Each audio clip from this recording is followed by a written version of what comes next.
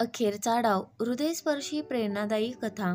Bell वाजली. तिनं दार उघडलं. धापावरत तो घरात आला. तिनं पटकन आत जाऊन पाण्याचा ग्लास आणला. तो पाणी पित असताना तिनं खुनेनं चहाविषयी विचारलं. त्यानं होकारार्थी मान हलविली. आता त्याची धापही थांबली. त्यानं शर्ट काढला, तिथेच खुर्चीवर टाकला.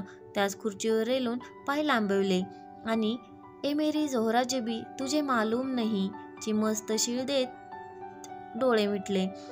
चहा घेतोस ना? तिच्या हाकेनं तो भानावर आला. त्यानं कप घेतला आणि चहाचे घोट घेऊ लागला. ती समोरच्या खुर्चीवर बसून चहा घेऊ लागली आणि त्याच्या हॅपी मूडमुळे सुखावली. आजारपणामुळे त्याचं हास्य विरलं हे तिला माहीत होतं. त्यामुळे त्याचा आजचा मूड पाहून तिला बरं वाटलं. न राहून तिनं विचारलंच, आज एकदम मूड चेंज, काय भानगड? छे, भानगड बिनगड काही नाही, असंच.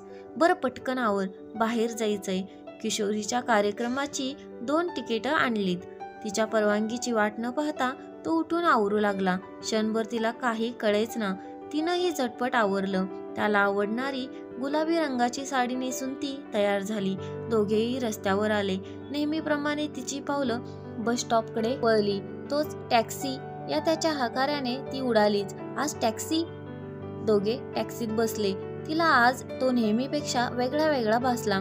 आज त्याचा मूड एकदम कसा काय बदलला. थिएटरच्या गेटसमोर टॅक्सी उभी राहिली आणि तिची विचारांची शृंखला खंडित झाली. त्याने टॅक्सीवाल्याला पैसे दिले.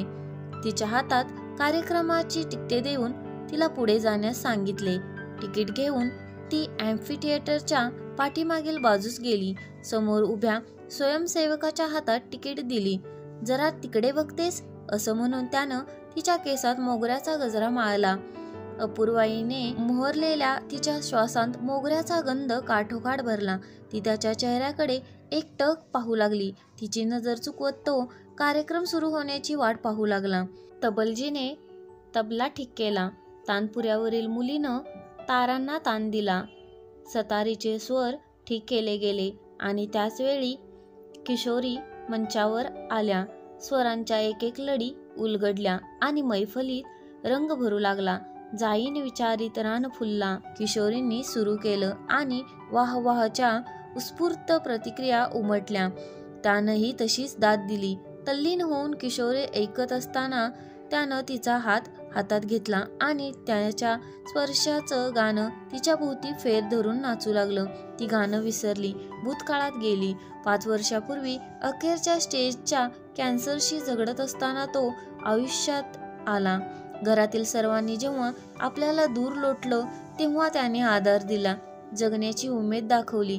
वर्षभर सेवा केली, मरण लांबवलं, सहवासानं ओढ वाढली. एक दिवस चहाला म्हणून रेस्टॉरंटमध्ये गेलो. तेथे लग्नाविषयी विचारलं, स्वतःविषयी सांगितलं.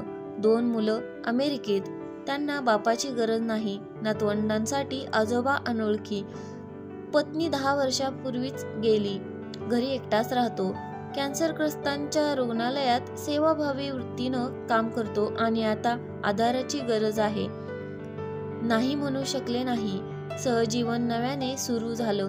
सुखाचे दिवस आल्याचं वाटत असताना त्यालाही ब्रेन ट्यूमर असल्याचं समजलं आणि आशेच्या पालवीने नव्याने फुललेल्या झाडाला दुःखाची वाळवी लागली. गेले वर्षभर दोघे एकमेकांच्या आधाराने जगत अखेरच्या दिवसाची वाट पाहत असताना आज अचानक टाळ्यांचा गजर झाला आणि तिची विचारमालिका भंगली. दोघेही उठले, बाहेर आले. त्याच्या आवडीच्या रेस्टॉरंटमध्ये जेवले. तिथून बाहेर पडले आणि चालत चालत नदीकाठी आले. नेहमीप्रमाणे अनेक जोड्या बसलेल्या. दोघेही एका ठिकाणी बसले. बराच वेळ कोणीच काही बोलले नाही. पाण्यावर उमटणाऱ्या तरंगांवर चांदणं प्रकाशाचा खेळ रंगलेला. तिनं मौनाला बोलतं केलं, काय विषय? स्वारी, आज एकदम वेगळ्या मूडमध्ये. घरात शीळ घालून गाणं काय? येताना टॅक्सी, मग किशोरी, तीही पहिल्या रांगेत बसून. गजरा, रेस्टॉरंट आणि आता इथे. काय दोघांच्या मनाची तारीख समजली की काय? तो काहीच बोलला नाही, फक्त नदीकडे पाहत राहिला. बोल ना काहीतरी, नाहीतर जाऊया घरी, म्हणून ती उठू लागली. आता त्याचं मौन सुटलं. तो आश्वासक हसला. हसतोच काय? आपण अवघ्या काही दिवसांचे पाहुणे आहोत, हे विसरलास की काय? काहीही विसरलो नाही. असं म्हणत त्यानं शर्टाच्या आतून छानसा गुलाब आणि एक पाकिट काढलं आणि तिच्या हाती दिलं. म्हणाला, हॅपी व्हॅलेंटाईन. आता तिला दिवसभराच्या त्याच्या वागण्याचा अर्थ उमगला. तिचे डोळे भरले. जाता जाताही तो आपल्याला आनंदाचे क्षण देतोच आहे. तिच्या तोंडून हुंदका बाहेर पडला. बराच वेळ रडल्यानंतर तिनं डोळे पुसले आणि पाकिट फोडून पाहिले. कसली तिकीट आहेत? पुढच्या आठवड्यात आपण दोघेही लंडनला जातोय. कशाला?